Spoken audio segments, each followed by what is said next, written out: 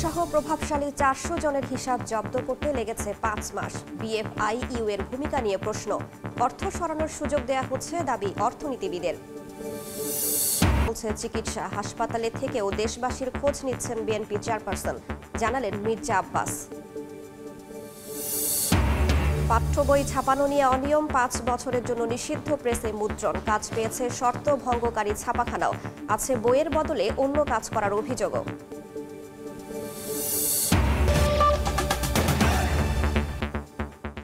সময় সংবাদের সঙ্গে আছি আমি রাইসা জান্নাত। বাংলাদেশ ভারত সীমান্ত পরিস্থিতি নিয়ে সচিবালয়ে কথা বলছেন স্বরাষ্ট্র উপদেষ্টা জাহাঙ্গীর আলম। সরাসরি যাচ্ছি সেখানে। এখন তো বলা যায় না, সব দেশেরই কিছু কিছু জায়গায় সবাই নজরদারি করে, আমরাও কিছু কিছু জায়গায় নজরদারি করি।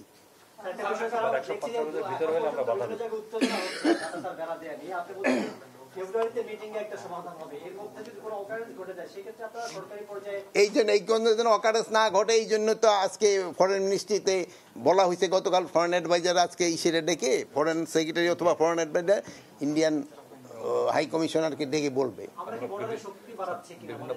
আমাদের বর্ডারে প্রচুর শক্তি আছে এবং আমার জনগণ হলো আমার বড় শক্তি। মানে কঠোর বলে আমরা তো কঠোরই, আমাদের জায়গা দিব না, এতে আবার কঠোরের কি আছে? আমার জায়গা, আমি কঠোর থাকবো না মানে কি? হেনি কি কই মানছে নিতে বন্ধ করে দিছে? এখন হলো কি, তারা বিভিন্ন জায়গায় তো সমস্যা করার চেষ্টা করবে, বাট আমরা যেভাবে হোক ছলে বলে কৌশলে যেইভাবে এই সমস্যা সমাধান করবো। মাননীয় উপদেষ্টা, একটা ছিটমহল নিয়ে যে একটা ইয়ে হয়েছে এবং সমস্যার সমাধান হয়েছে আমরা জানি, এই সমস্যাগুলো কি সেই ছিটমহল কেন্দ্রিক? না, অসম চুক্তি যে আপনি বলছেন সেগুলো কি ছিটমহল? না, ছিটমহলের না ছিটমহল জিনিসগুলি কিন্তু আলাদা জিনিস। ছিটমহল হলো আপনার দেশের ভিতরে, আমাদের কতটুকু ইন্ডিয়ার ভিতরে আমাদের হয়তো একটা গোল, একটা জায়গা, একটা পুকুরের, ওইগুলি ছিল। ওইগুলির সাথে এই বর্ডারের এটার কোনো সম্পর্ক নেই। হ্যাঁ, যেটা তো আইন শৃঙ্খলার কমিটির মিটিং, আইন শৃঙ্খলা নিয়ে তো আলোচনা হবেই।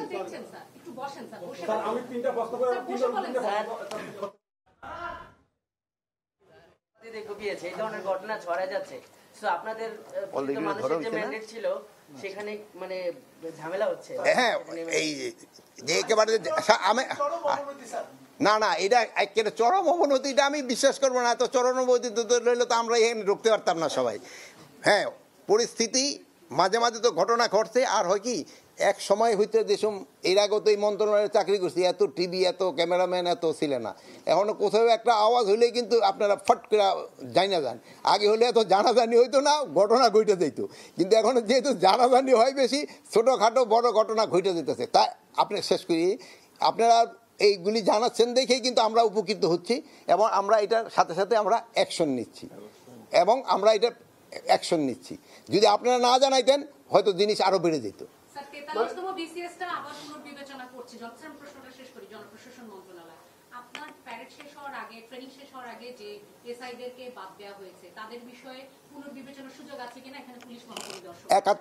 একটা আপনি প্রশ্ন করলেন হলো বিসিএস এর, আর এসআইটা তো বিসিএস কর্মচারী না, এক ক্ষেত্রে তো ওইটা অ্যাপ্লিকেবল হবে না। বাংলাদেশ ভারত সীমান্ত পরিস্থিতি নিয়ে সচিবালয়ে কথা বলছিলেন স্বরাষ্ট্র উপদেষ্টা জাহাঙ্গীর আলম। সরাসরি যুক্ত ছিলাম সেখানে। ব্যাংক অ্যাকাউন্টে সন্দেহজনক লেনদেনকারীর আগাম তথ্য থাকলেও দেরিতেই ব্যবস্থা নিচ্ছে আর্থিক গোয়েন্দা সংস্থা বিএফআইইউ। অর্থ পাচার রোধে প্রহরীর দায়িত্বে থাকা প্রতিষ্ঠানটির এমন ভূমিকার কড়া সমালোচনা করে অর্থনীতিবিদরা বলছেন, এতে অপরাধীকে অর্থ সরিয়ে নেয়ার সুযোগ দেয়া হচ্ছে। প্রশ্নবিদ্ধ হচ্ছে ইউনিটটির কার্যক্রম। এমন প্রেক্ষাপটে উদ্বিগ্ন অর্থ উপদেষ্টাও। কাজল আব্দুল্লাহর রিপোর্ট। ও শেখ রেহেনার ব্যাংক হিসাব জব্দ বা তলব করতে সময় নেওয়া হয়েছে 4 মাস। গত 10 ডিসেম্বর তাদের ব্যাংক হিসাব তলবের খবর আসে গণমাধ্যমে। এখানেই শেষ নয়। গণমাধ্যমের তথ্য, বাংলাদেশ ফাইন্যান্সিয়াল ইন্টেলিজেন্স ইউনিট বা বিএফআইইউ 5 মাস পর সাবেক প্রধানমন্ত্রী ও তার বোনের সন্তানদের ব্যাংক হিসাব তলব করেছে। শুধু শেখ হাসিনা বা তার পরিবার নয়, গত 5 মাসে আওয়ামী সরকার সংশ্লিষ্ট প্রভাবশালী 400 জনের বেশি ব্যক্তির হিসাব জব্দ করা হলেও এর বেশিরভাগই করা হয়েছে দীর্ঘ সময় পরে। কারণ জানতে ইন্টেলিজেন্স ইউনিটের সঙ্গে যোগাযোগ করা হলেও কোনো বার্তা মেলেনি। কেন্দ্রীয় ব্যাংক বলছে স্বতন্ত্র সরকারি সংস্থা বিএফআইইউ তাদের কোনো তথ্য দেয় না। বিএফআইইউর ইনফরমেশন বাংলাদেশ ব্যাংকের সাথে সহজে বিনিময়যোগ্য না। বিএফআইইউ যে আইনের অধীনে বাংলাদেশ ব্যাংকের ভিতরে তাদের অফিস আছে, কিন্তু যে আইনের অধীনে তারা কাজ করে সে আইন অনুযায়ী তাদের সকল ইনফরমেশন হচ্ছে অত্যন্ত গোপনীয়। আর্থিক খাতের বিশেষ গোয়েন্দা এই সেলের কাছে রয়েছে অতীত ও বর্তমানের সব অনিয়মের তথ্য, রয়েছেন আগের অনেক কর্মকর্তাও। তাহলে কেন এত সময় লাগে পদক্ষেপ নিতে, এমন প্রশ্নে উদ্বেগ জানিয়েছেন স্বয়ং অর্থ উপদেষ্টাও।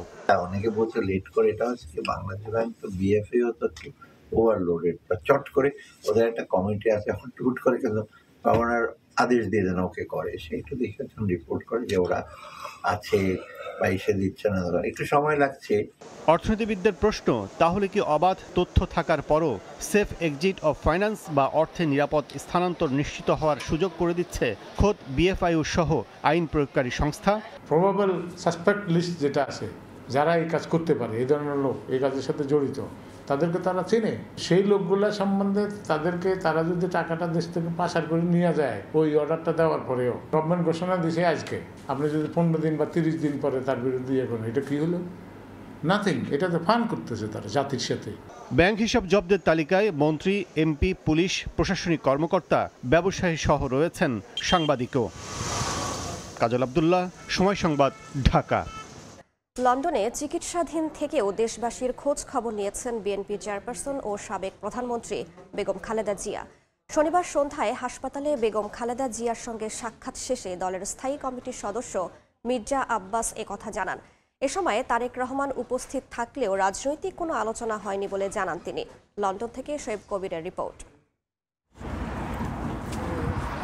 লন্ডন সময় শনিবার সন্ধ্যায় বিএনপি চেয়ারপারসন বেগম খালেদা জিয়াকে দেখতে দ্য লন্ডন ক্লিনিকে যান দলের স্থায়ী কমিটির সদস্য মির্জা আব্বাস ও তার স্ত্রী আফরোজা আব্বাস। এই সময় খালেদা জিয়া তাদের কাছে দেশবাসীর খোঁজ খবর জানতে চান। মির্জা আব্বাস বলেন উনি এখন ভালো আছেন, তার পরীক্ষা নিরীক্ষা চলছে। বেসিক্যালি ম্যাডাম তো আছে গত 17 বছর আর 18 বছর তো কোনো ট্রিটমেন্ট পান নাই, তো এতে উনি আগে যদি ট্রিটমেন্ট পেতেন তাহলে হয়তো আরও অনেক ভালো হতো, কিন্তু সেই ট্রিটমেন্ট সৌভাগ্য আমাদের হয়নি।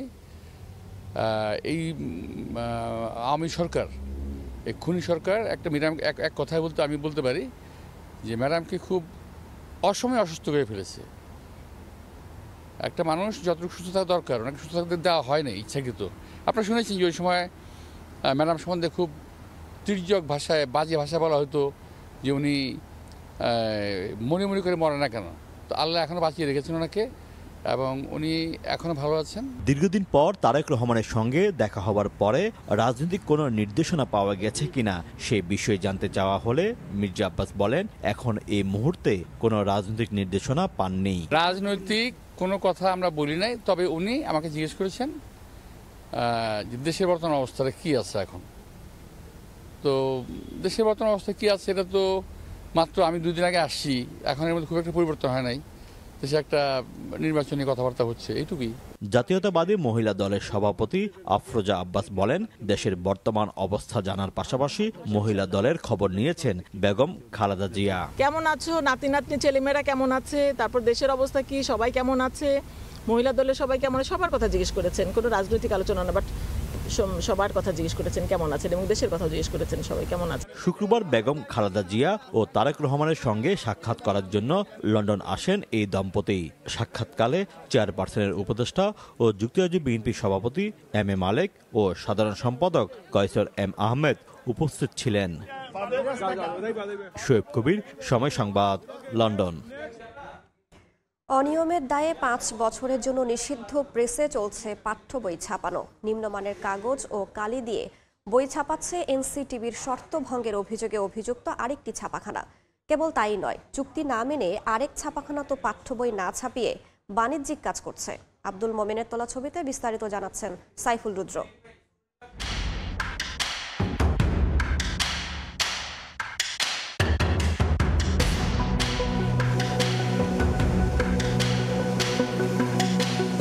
রাজধানীর ডেমরার এক ছাপাখানায় পাঠ্যপুস্তকের বদলে চলছে বাণিজ্যিক কাজ। ৮ জানুয়ারির এই ভিডিও ফুটেজের সূত্র ধরে ওই এলাকার প্রায় সব ছাপাখানায় ঘুরে দেখতে শুরু করে সময় সংবাদ।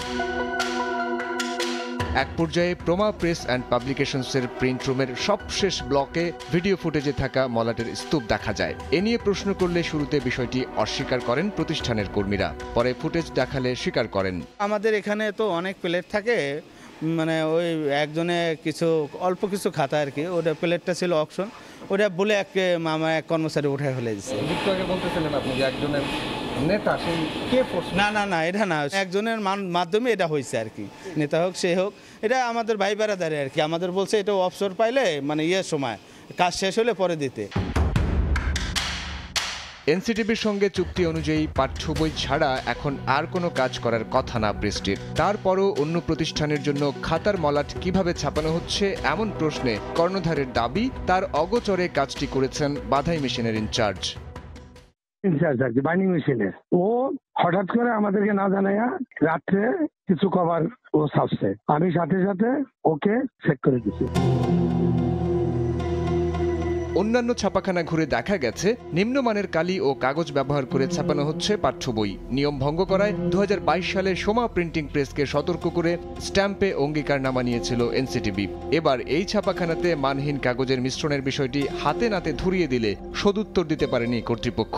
আম্বার কাগজ, বেজ, অল্প কিছু রসিদ কাগজ আছে, মানে ওইটা দেখা যাচ্ছে আম্বার আর রসিদ বেজ যখন পাওয়া যাচ্ছে না, তখন আমরা কিছু রসিদ কাগজ চাই না, ওইটা চালাইতেছি। এক পাতার প্রিন্ট আরেক পাতায় মিশে যায়, হচ্ছে কালির মান ভালো না, এগুলা আসলে এটা কি রকমের অভিযোগ সেটা আমি বলতে পারি না, তবে আমরা চেষ্টা করি সর্বোচ্চটা ভালো দেওয়ার। বইয়ের বদলে নোট ও গাইড বই ছাপানোয় মেসার্স টাঙ্গাইল প্রিন্টার্সকে 2023 সাল থেকে 5 বছরের জন্য দরপত্র গ্রহণে অযোগ্য ঘোষণা করে এনসিটিবি। অথচ এই প্রতিষ্ঠানেও চলছে পাঠ্য বই ছাপানোর কাজ। সাইফুল রুদ্র, সময় সংবাদ, ঢাকা। নতুন পাঠ্য বইয়ে এসেছে ব্যাপক পরিবর্তন। জুলাই গণ অভ্যুত্থানে আবু সাইদ ও মীর মুগ্ধর আত্মদানের ঘটনা স্থান পেয়েছে। 7 মার্চের ভাষণের পাশাপাশি আছে মেজর জিয়াউর রহমানের বাংলাদেশের স্বাধীনতা ঘোষণার বিষয়টি। শুধু মুজিব বন্দনা নয়, ইতিহাস সংশ্লিষ্ট বিভিন্ন বিষয়ে তুলে ধরা হয়েছে মাওলানা আব্দুল হামিদ খান ভাসানী সহ দেশ গড়ার নেপথ্যের সব কারিগরকে। শাকির আহমেদের রিপোর্টে বিস্তারিত।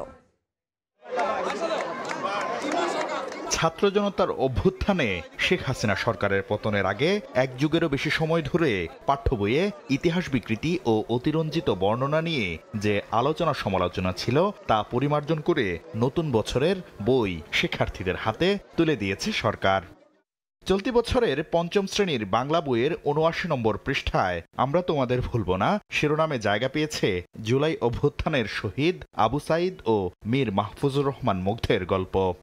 6ষ্ঠ শ্রেণীর চারুপাঠে কার্টুন, ব্যঙ্গচিত্র ও পোস্টারের ভাষা শীর্ষক অধ্যায়ে আছে অভ্যুত্থান সংশ্লিষ্ট গ্রাফিতি। কার্টুনের মাধ্যমে দেয়া হয়েছে আন্দোলনকারী ছাত্র জনতার উপর হেলিকপ্টার থেকে গুলিবর্ষণের চিত্রও। 7ম শ্রেণীর বাংলা বই সপ্তবর্ণার 92 নম্বর পৃষ্ঠায় শীথি শিরোনামের কবিতায় জুলাই বিপ্লবে কওমি মাদ্রাসার শিক্ষার্থী থেকে শুরু করে সর্বস্তরের মানুষের অংশগ্রহণের চিত্র ফুটে উঠেছে। 7ম শ্রেণীর ইংরেজি বইয়ে 2018 সালের নিরাপদ সড়ক আন্দোলন সহ পরবর্তী প্রতিটি আন্দোলনে জেনারেশন জেড এর ভূমিকা তুলে ধরা হয়েছে। 9ম শ্রেণীর বাংলা সাহিত্যে আমাদের নতুন গৌরব গাথা অধ্যায়ে 2014 সালের বিতর্কিত নির্বাচন, দ্রব্যমূল্যের লাগামহীন ঊর্ধ্বগতি, দুর্নীতি ও বৈষম্যের বিবরণও স্থান পেয়েছে। উঠে এসেছে শেখ হাসিনার পালিয়ে যাওয়ার ঘটনাও। 9ম ও 10ম শ্রেণীর বাংলাদেশ ও বিশ্ব পরিচয় বইয়ে বলা হয়েছে 1971 সালের 26 মার্চ মেজর জিয়াউর রহমান চট্টগ্রামের কালুরঘাট বেতার কেন্দ্র থেকে বাংলাদেশের স্বাধীনতা ঘোষণা করেন। এরপর তিনি 27 মার্চ শেখ মুজিবুর রহমানের পক্ষে আবারও স্বাধীনতার ঘোষণা দেন। আছে 7 মার্চের ভাষণও। 5ম শ্রেণীর বাংলাদেশ ও বিশ্ব পরিচয় বইয়ে শেখ মুজিবুর রহমানের পাশাপাশি যুক্ত করা হয়েছে মাওলানা আব্দুল হামিদ খান ভাসানী সহ জাতীয় 4 নেতার জীবনী। পাঠ্য বইকে যোগোপযোগী করতে চেষ্টা করা হয়েছে বলে জানিয়েছে জাতীয় শিক্ষাক্রম ও পাঠ্যপুস্তক বোর্ড। জুলাই বিপ্লবের কথা সেগুলো আমরা সাহিত্যের বাংলা, ইংরেজি, এমনকি কবিতাও আছে। ইংরেজিতে গ্রাফিতি নামে একটা আর্টিকেল আছে। পরবর্তী সংস্করণে আরও পরিমার্জন আসবে বলে জানিয়েছে এনসিটিবি। শাকির আহমেদ, সময় সংবাদ, ঢাকা। শহীদ পরিবারের সদস্যদের সঙ্গে মত বিনিময় সভা করছে জাতীয় নাগরিক কমিটি। বিস্তারিত জানাতে সদর উপজেলা হলরুমে আছেন সহকর্মী এমআর রকি। সরাসরি যাচ্ছি তার কাছে। ফ্যাসিবাদ ব্যবস্থার বিলোপ এবং রাজনৈতিক বন্দোবস্ত বাস্তবায়নের লক্ষ্যে এই জাতীয় নাগরিক কমিটি আজকে এই কর্মসূচি প্রতিপালন করছে এবং দুপুর এই মুহূর্তে 12টায় নওগাঁ জেলা সদরে হলরুমে এই অনুষ্ঠানটি অনুষ্ঠিত হচ্ছে। এখানে উপস্থিত হয়েছে, আমরা দেখছিলাম যে জুলাই অভ্যুত্থানের যেসব শহীদ হয়েছে সেই শহীদের পরিবার এবং শহীদের স্বজন এবং আহতরা আজকে এখানে উপস্থিত হয়েছে এবং আহতদের সঙ্গে কেন্দ্রীয় জাতীয় নাগরিক কমিটির নেতৃবৃন্দরা রয়েছেন। তারা এই মুহূর্তে তাদের সঙ্গে মত বিনিময় করবেন এবং যে উদ্দেশ্য নিয়ে, যে স্পিরিট নিয়ে জুলাই অভ্যুত্থান অনুষ্ঠিত হয়েছিল সেই স্পিরিটকে গতিশীল করা, আগামীতে এই রাজনৈতিক বন্দোবস্তের মাধ্যমে জুলাই অভ্যুত্থানকে বাস্তবিক আকারে নিয়ে আসা, এসবই আসলে এই আজকের কর্মসূচির মূল চেতনা এখানে আমাদের কাছে জানানো হয়েছে। এবং জাতীয় এই নাগরিক কমিটির কেন্দ্রীয় যারা নেতৃবৃন্দ রয়েছেন তারা এখানে এসেছেন এবং এই জেলা সহ জুলাই অভ্যুত্থানের যেসব ফ্যাসিবাদের কর্মকাণ্ডগুলো ছিল এই কর্মকাণ্ডগুলিকে সমাজে তুলে ধরা এবং আগামীতে নতুন একটি বাংলাদেশ গড়ে তোলার জন্য যেসব কর্মসূচি নেওয়া যায় এই কর্মসূচিগুলোকেই এখানে আজকে মূলত এই আহত পরিবারের সদস্য এবং যারা শহীদ হয়েছেন তাদের সঙ্গে একটা কর্মসূচির মাধ্যমে মূল বিষয়গুলি আলোকপাত করা হবে এবং এই কর্মসূচির মাধ্যমে আসলে জেলার উন্নয়ন ছাড়াও আগামীতে আরো কি কর্ম পরিকল্পনার মাধ্যমে নতুন একটি দেশ গড়ে তোলার জন্য যেসব চেতনা দরকার এই তরুণ সমন্বয়কদের মাঝে বিষয়গুলিকে নিয়ে এগিয়ে নিয়ে যাওয়া যায় সেই বিষয়গুলোকেই কিন্তু এখানে আজকের এই মত বিনিময় আলোচনার মাধ্যমে এখানে উঠে আসবে বলে এখানকার সমন্বয়ক বা এখানকার যারা জাতীয় নাগরিক কমিটির নেতৃবৃন্দ এসেছেন তারা এখানে জানিয়েছেন। তো এই ছিল সার্বিক এই জাতীয় নাগরিক কমিটির আজকের রাইজিং নওগাঁ নামের যে অনুষ্ঠান তার সার্বিক চিত্র এখানকার। ও রক্ষণাবেক্ষণের জন্য গ্যাস সংকট দেখা দেয় চরম দুর্ভোগে পড়েছেন নগরের বিভিন্ন এলাকার মানুষ। এই মুহূর্তে রাজধানীর মগবাজার এলাকায় আছেন সহকর্মী সাদিকুর রহমান। সরাসরি যাচ্ছে তার কাছে। গত দুদিন ধরেই কিন্তু রাজধানীর বিভিন্ন এলাকায় গ্যাসের যে সংকট এটা কিন্তু তীব্র আকার ধারণ করেছে। এর ফলে দেখা গেছে আসলে মারাত্মক ভোগান্তি। আমি একটি বাসায় আছি এখানে মগবাজার এলাকার। এখানে যে চিত্রটি আমি একটু দেখাতে চাই যে এখানে দুপুরবেলায় একেবারেই কিন্তু গ্যাস নেই। আমরা যেটা দেখেছি আসলে ভোরবেলা থেকে শুরু করে ভোরবেলায় কিছু গ্যাস থাকে এবং রাতের বেলায় কিছুটা চাপ থাকে যেখানে রান্না করতে গেলেও অনেক বিলম্ব হয়। কিন্তু এখন কিন্তু চেষ্টা করার পরও একদমই কিন্তু গ্যাস সরবরাহ নেই, চাপ একদমই নেই, যার ফলে এখানে খুব সমস্যায় পড়েছেন। আর এটা আসলে কতদিন ধরে? এটা ভাই আজকে 2-3 দিন যাবত একদম বেশি। আগে তো ছিল একটু অল্প অল্প করে রান্না করা যেত, এখন একদম মনে করুন যে থাকেই না। আমরা 2-3 দিন যাবত হোটেল থেকে খাবার কিনে খাওয়া হচ্ছে ভাইয়া। আচ্ছা, এই যে সংকটটা এটা আমি আসলে কয়েকটা বাসায় গিয়ে দেখেছি বিভিন্ন এলাকায় এই তীব্র সংকটটা 2 দিন ধরে এবং যেই গ্যাসের পেট্রো বাংলার পক্ষ থেকে যেটা আসলে প্রেস বিজ্ঞপ্তিতে বলা হয়েছে যে আগামী 3 দিন অর্থাৎ আজকে সোমবার দুপুর পর্যন্ত সোমবার পর্যন্ত এই সমস্যাটা থাকবে।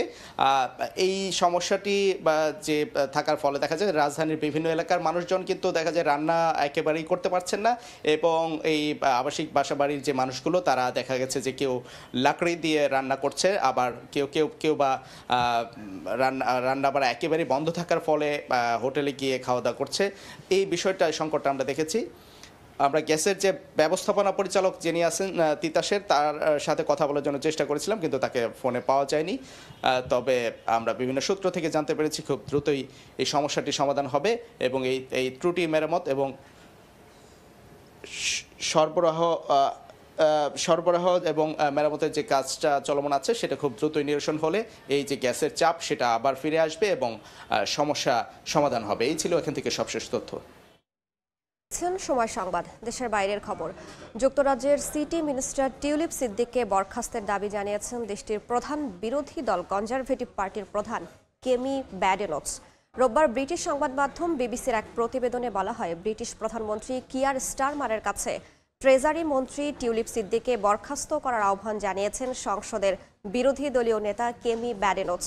সোশ্যাল মিডিয়া প্ল্যাটফর্ম এক্সে দেয়া পোস্টে কনজারভেটিভ পার্টির এই নেতা বলেছেন কিয়ার স্টারমার টিউলিপ সিদ্দিককে বরখাস্ত করার সময় এসেছে। মূলত বাংলাদেশে আর্থিক দুর্নীতির মামলার তদন্তে ব্যাপক চাপের মুখে রয়েছেন যুক্তরাজ্যের এই মন্ত্রী। এমনকি দুর্নীতির দায়ে মন্ত্রিত্ব ছাড়তেও ক্রমবর্ধমান চাপ রয়েছে টিউলিপের ওপর। মূলত মেগা আসরটি পাকিস্তানের মাটিতে অনুষ্ঠিত হওয়ায় এশিয়ার দলগুলোকে শিরোপা জয়ের রেসে এগিয়ে রাখছেন তিনি। সেমিফাইনালে অন্য ৩ দল Australia, Bharat, England. Rangpur Riders সতীর্থ নাহিদ রানার প্রশংসা ঝরল হেলসের কণ্ঠে। বিশ্ব ক্রিকেটে উজ্জ্বল ভবিষ্যৎ দেখেন রানার। বিপিএলে এবার সাকিবকে মিস করছেন অ্যালেক্স। সিলেট থেকে তারেক হাসান শিমুলের রিপোর্ট। মাসখানেকের ব্যবধানে মাঠে গড়াবে চ্যাম্পিয়ন্স ট্রফি। এরই মধ্যে আইসিসিকে দল পাঠিয়ে দিয়েছে অংশ নেয়া দেশগুলো। পাকিস্তানের মাটিতে অনুষ্ঠিত হতে যাওয়া মেগা ইভেন্ট ঘিরে প্রস্তুত আইসিসি র্যাঙ্কিংয়ের শীর্ষ 8 দল। সম্প্রতি বাংলাদেশ প্রিমিয়ার লিগ খেলে গেছেন ইংল্যান্ডের হয়ে টি-20 বিশ্বকাপ জয়ী ক্রিকেটার অ্যালেক্স হেলস। কাছ থেকে দেখেছেন টাইগার ক্রিকেটারদের। রংপুর রাইডার্সে অনেকেই ছিলেন তার সতীর্থ। উপমহাদেশের মাটিতে চ্যাম্পিয়ন্স ট্রফি হওয়ায় বাংলাদেশ নিয়ে শোনালেন আশার কথা। I think they have a good chance, especially in subcontinent conditions. I think they've got a very good chance. I've seen some exciting players in this competition, and it's been great to see. So I wish Bangladesh all the best in that trophy. India, Australia, England, Bangladesh. There you go. Bangladesh pace বিপ্লবের নতুন সংযোজন নাহিদ রানা আন্তর্জাতিক অঙ্গনে গতির ঝড় তুলে নজর কেড়েছেন। রংপুর রাইডার্সের হয়ে একই দলে খেলেছেন অ্যালেক্স হেলস। গতির কারণে নেটেও তাকে এড়িয়ে গেছেন ইংলিশ ব্যাটার। আন্তর্জাতিক অঙ্গনে উজ্জ্বল ভবিষ্যৎ দেখেন রানার। No, I stay clear. He's too fast for me in nets. No. I think he's got a big future. I mean, he's a young man who can bowl 150 kilometres an hour. I mean, that's an incredible talent. And I think he's going to keep continuing to get better and better. I feel like he's very mature for his age already, and for someone who can bowl quick and have a mature head is very special. বিপিএলের প্রতিটি আসরে ছিলেন সাকিব আল হাসান। নানা কারণে এবার নেই বিপিএলে।